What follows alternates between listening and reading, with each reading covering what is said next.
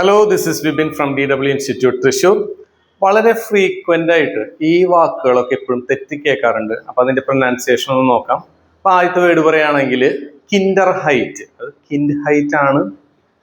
ഐൻകൗഫൻ സെൻട്രും, അത് ഐൻകൗസ് സെൻട്രും ആണ്.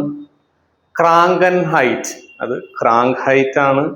യുങ്ങൻലിഷ്, അത് യൂഗൻലിഷ് എന്നാണ്. പിന്നെ എക്സാമിന് എപ്പോഴും കേൾക്കുന്നതാണ് പെർസൊനാലിഷെ എന്നുള്ളത്, അത് പെസിയോൺലിഷെ എന്നാണ് പറയേണ്ടത്. പിന്നെയുള്ളൊരു പ്രൊബ്ലേം എന്നുള്ളൊരു വാക്ക് പറയുന്നത് ഗെസുൻലിഷെ പ്രൊബ്ലേം എന്ന് ഷ്രൈബലിലും സ്പ്രഹലിലും കേൾക്കുന്നുണ്ട്. അപ്പൊ അത് ഒന്നില്ലെങ്കിൽ ഗെസുൻ ഹൈറ്റ്ലിഷെ പ്രൊബ്ലേം എന്ന് പറയാം, അല്ലെങ്കിൽ ഒറ്റ വാക്കായിട്ട് ഗെസുൻ ഹൈറ്റ്സ് പ്രൊബ്ലേമെ എന്നും പറയാം. ഓക്കെ, അപ്പൊ ഈ വാക്കുകളൊന്ന് നോട്ട് ചെയ്യാം. Thank you.